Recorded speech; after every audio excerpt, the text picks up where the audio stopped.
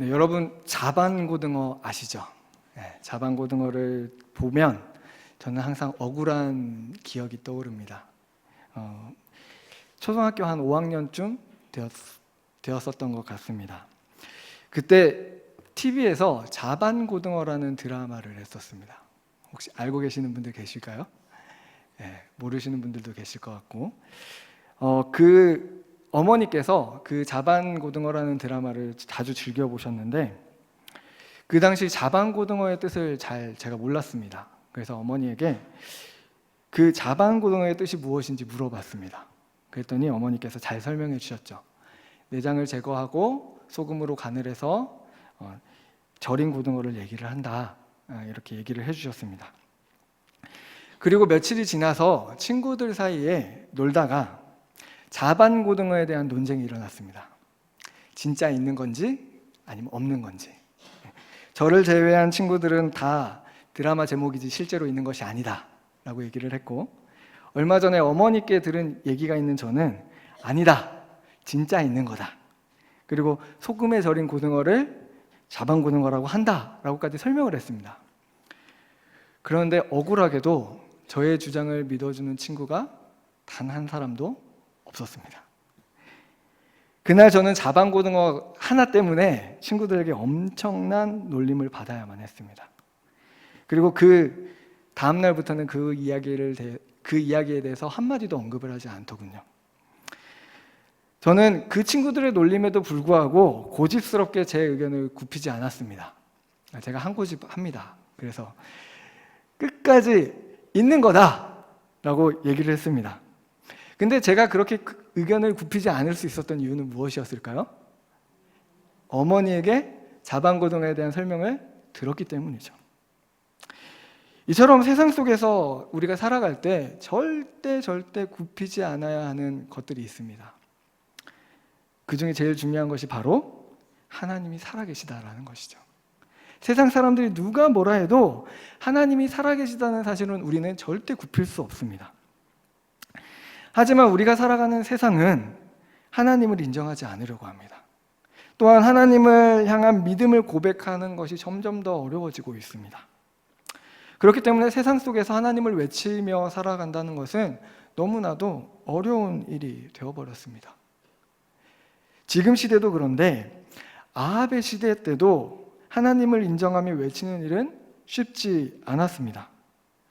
아합은 이전의 모든 사람들보다 더 여호와 보시기에 악을 행했던 왕이었습니다. 심지어 성경은 그가 여로보암의 죄를 따라 행하는 것을 오히려 가볍게 여겼다라고 말합니다.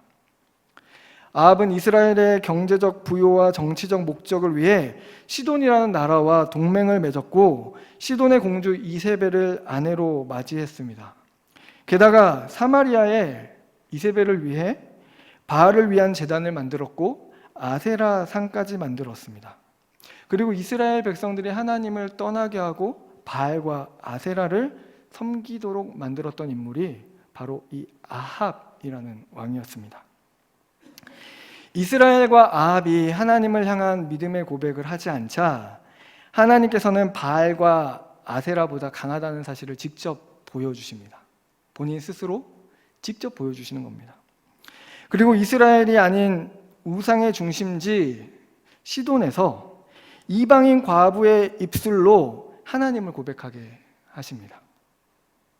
하나님은 이 이방인 과부가 어떻게 하나님을 고백하게 만드셨을까요? 오늘 우리가 본문을 통해서 그 사실을 같이 함께 살펴보았으면 좋겠습니다. 이세벨의 고향이며 오늘의 무대가 되는 시돈이라는 이 나라는 무역을 중심으로 하는 나라였습니다. 솔로몬 때까지는 시돈이라는 나라가 이스라엘의 속국으로 이스라엘에게 큰 영향을 받는 나라였습니다. 시돈의 수도가 바로 두로라는 곳인데, 두로는 다윗 왕 때 그리고 솔로몬 왕 때 성과 성전을 건축하기 위해 백향목을 보내주고 기술자들까지 보내주는 그런 나라였습니다. 그리고 조공까지 바쳤던 나라입니다. 하지만 이스라엘이 분열된 이후 시돈의 힘은 점점 강해졌고 아합의 때는 이스라엘을 위협할 정도의 막강한 힘을 가진 나라가 되었습니다. 그러자 북이스라엘 왕이었던 이 아합이라는 사람은 경제적 이익을 위해 그리고 또한 정치적 목적, 군사적인 목적으로 시돈과 동맹을 맺었습니다. 그리고 아합은 시돈과의 동맹을 통해서 무역을 통해서 경제적인 부요함을 기대했습니다. 또한 이 경제적 동맹, 군사적 동맹을 통하여서 요단 동편에 있는 나라까지 통제하려고 했던 것입니다. 이런 사실로 미루어 보았을 때 아합은 하나님보다 시돈이라는 나라를 더 의지하는 왕이었습니다. 그래서 결국 시돈 왕 엣바알의 딸 이세벨을 아내로 맞이합니다. 경제적인 부요를 가졌지만 종교적으로는 급속하게 타락하게 되었습니다. 하지만 하나님은 결코 바알과 아세라보다 못한 분이 아니십니다. 그렇기 때문에 하나님은 엘리야라는 선지자를 통해서 하나님이 바알보다 아세라보다 강한 분이라는 사실을 분명하게 보여주셨습니다. 하나님께서는 엘리야를 통해 아합에게 이렇게 이야기하게 하십니다. 자신의 말이 있기 전까지는 수년 동안 비가 오지 않을 것이다. 이 말을 전한 엘리야는 그리 시냇가로 숨어들었습니다. 하나님이 숨기셨기에 아무도 이 엘리야를 찾을 수 없었습니다. 그렇다면 하나님은 왜 가뭄이라는 것을 통해서 하나님의 능력을 보여주시려고 했을까요? 사람들은 바알을 풍요의 신이라고 생각했습니다. 비를 주관하여 농사에 도움을 주는 신이라고 여겼던 것입니다. 그래서 하나님은 비를 멈추셨습니다. 바알이 비를 내리는 것이 아니라 하나님이 비를 주관하시는 분이라는 것을 분명하게 보여준 것입니다.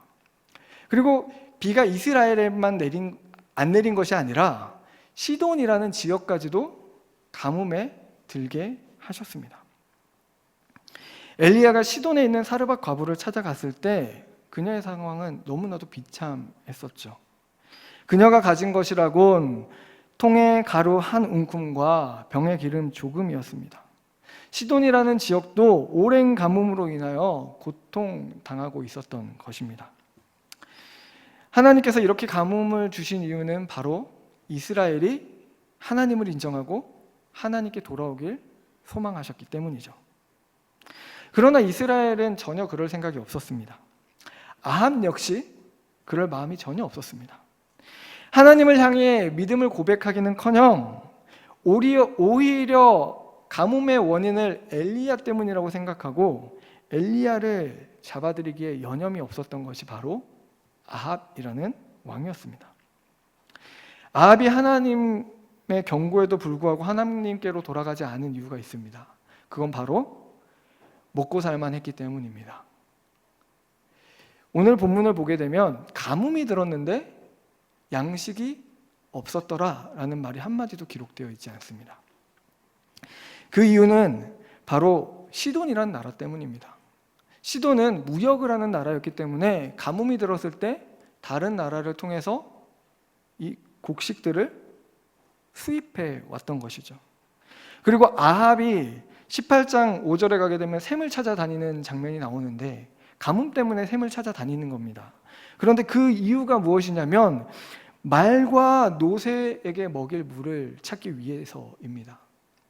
아무리 무역을 잘하고 곡식을 수입을 하더라도 말과 노새에게 먹일 물까지 수입할 수는 없는 것이었습니다. 그래서 아합은 샘을 찾아다녔던 것입니다. 이런 점으로 미루어 봤을 때 백성들과 서민들은 아마 고통을 받았던 것 같습니다. 그러나 아합 왕은 그리고 지도계층은 약간의 불편함이 있을 뿐 정말 죽을 것 같이 힘들지는 않았던 것으로 보입니다. 그러자 하나님은 그럼에도 하나님을 고백하지 않는 이스라엘과 아합을 위해서 엘리야를 시돈이라는 지역으로 보내십니다. 특별히 사르밧에 있는 과부에게 찾아가라고 명하십니다. 엘리야는 아합의 아내 이세벨의 나라 시돈으로 숨어 들어가게 된 것입니다. 하지만 빈곤한 사르밧 과부, 서민인 사르밧 과부에게는 풍족한 음식이 있을 리 만무했습니다.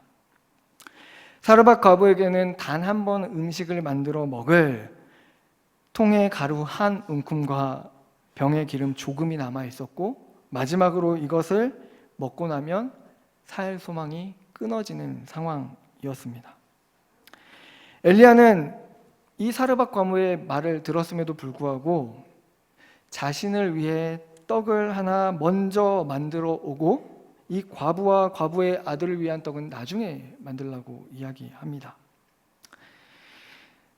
왜 이렇게 이야기를 할 수 있었냐면 하나님께서 사르밧 과부를 통해 엘리야를 먹이실 것이라고 이야기하셨기 때문입니다. 엘리야는 이 하나님의 말씀을 분명하게 확신하고 있었습니다. 이런 확신이 없었다면 자녀를 위해 먹일 마지막 떡을 자신에게 가지고 오라는 이 말을 할 수가 없었을 것입니다. 하지만 하나님을 분명하고 확실하게 믿고 있었던 엘리야는 이 사르밧 과부에게 정말 말도 안 되는 요청을 하게 됩니다. 물론 사르밧 과부는 이 엘리야라는 사람이 이스라엘에서 왔다라는 사실을 알고 있었습니다. 그리고 이스라엘은 하나님을 섬기는 나라라는 것을 알고 있었습니다. 그러나 하나님을 제대로 알지 못했던 이 사르밧 과부는 이 엘리야의 이해할 수 없는 요청을 들었을 때 정말 자신이 어떻게 해야 할지 고민했을 것입니다.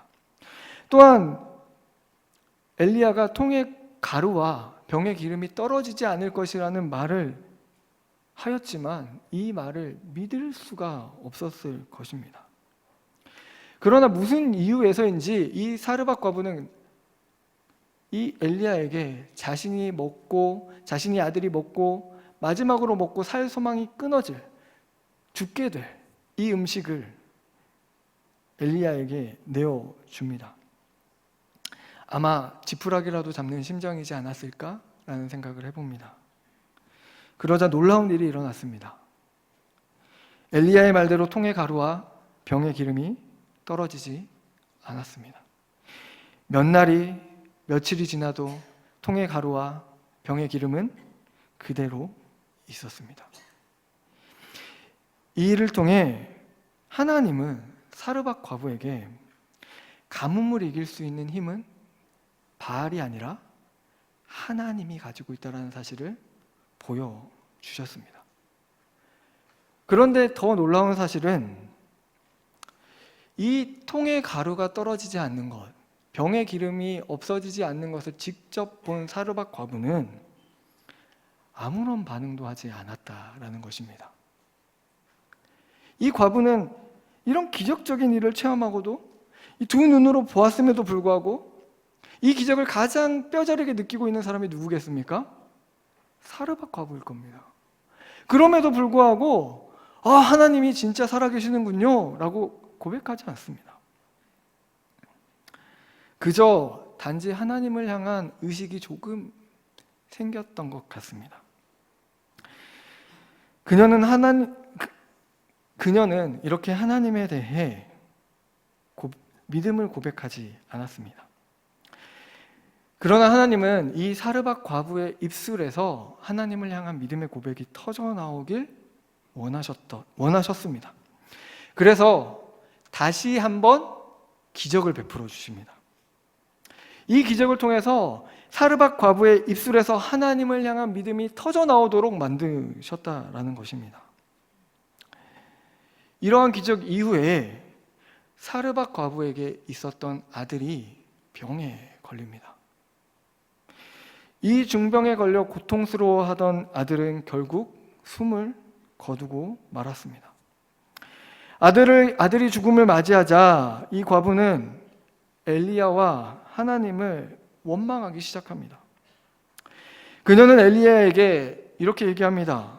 당신이 나와 무슨 상관이 있기에 찾아와서 나의 죄를 생각나게 하고 결국 자신의 아들을 죽게 하였느냐라고 원망의 말을 쏟아놓습니다. 어느 정도 하나님에 대한 의식이 생겼던 것이죠. 이런 결과에 당황스러워하는 것은 과부만이 아니었습니다. 엘리야는 이 과부를 어떻게 위로할 수가 없었습니다. 그리고 그저 그 죽은 아들을 자기에게 달라고 하고 자신의 다락으로, 자신이 거하는 다락으로 올라갑니다. 그리고 자신의 침상에 누인 이후에 하나님께 기도합니다. 그런데 이 엘리야의 기도를 가만히 살펴보면 정말 하나님이 이 아이를 죽이셨습니까? 하나님, 정말 하나님께서 이 재앙을 과부에게 내리셨습니까? 라고 하나님께 물어봅니다. 이 아이가 죽은 이유에 대해서 자기도 납득할 수 없었던 것이죠. 그리고 그 아이 위에 3번 엎드린 후에 하나님께서 이 아이를 살려주시길, 이 아이의 혼이 몸으로 돌아오길 간절히 기도합니다. 그러자 놀랍게도 이 아이가 살아납니다. 그리고 과부에게 이 살아난 아이를 돌려주었을 때 그제서야 2번의 기적을 본 그 과부가 그제서야 그 입으로 하나님을 향한 믿음을 고백합니다. 이 사르밧 과부의, 이방인이었던 이 사르밧 과부의 입에서 하나님을 향한 믿음의 고백이 터져 나오는 것입니다. 내가 이제야 당신이 하나님의 사람이시오, 당신의 입에 있는 여호와의 말씀이 진실한 줄 알겠습니다 라고 하나님을 향한 믿음의 고백을 이 입술로 고백하게 되었던 것이죠. 하나님은 여전히 믿음을 고백하지 못하던 사르밧 과부에게 생명의 주권이 바알이 아닌 하나님께 있음을 보여주시며 하나님을 향해 믿음의 고백이 터져 나오도록 만들어 주셨던 것입니다. 왜 그렇게 하셔야만 했냐면 우가리 신화에 보면 바알 신에 대해서 조금 나오게 됩니다. 이 우가리 신화에 보게 되면 바알이라는 신이 죽음의 신 모트라는 신과 대결을 하게 되는데 이 모트와의 싸움에서 바알이 패배합니다. 그리고 죽게 되는 것이죠.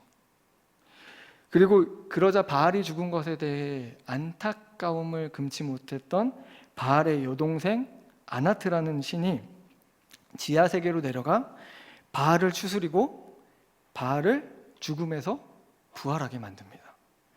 그리고 다시 부활한 바알은 죽음의 신 모트를 갈기갈기 찢어버리고 갈아버려서 세상에 뿌려버리는 일을 저지릅니다. 이로써 바알은 죽음을 이긴 신이 된 것입니다. 이런 신화적 배경을 갖고 있었던 시돈 사람들은 바알이 당연히 죽음도 극복할 수 있다라고 여겼던 것입니다. 그러니 결국 가뭄을 일으키신 하나님, 이 과부의 아들을 죽게 하신 하나님, 하나님께서 이러한 재앙을 내리신 이유는 바로 바알보다 하나님이 능력 있는 분이라는 것을 보여주기 위함이었습니다. 하나님은 엘리야를 통해 하나님의 능력을 보여주시고 사르밧 과부, 하나님을 알지 못했던, 하나님을 인정하지 않던 그 시돈에 사는 우상의 중심지에 사는 이 사르밧 과부에게 과부의 입술을 통해 하나님을 향한 믿음의 고백이 터져 나오도록 만들어 주신 것입니다. 그것도 아주 이례적으로 2번이나, 한 번도 아닌 2번이나 놀라운 기적을 베풀어 주시며 이 사르밧 과부가 이 믿음의 고백을 하지 않으면 안 되게끔 만들어 주신 것입니다. 어쩌면 우리는 우상의 중심지에 살고 있는 사르밧 과부와 비슷할지도 모릅니다. 왜냐하면 우리가 사는 세상은 우상이 가득한 시돈과 같은 곳이기 때문입니다.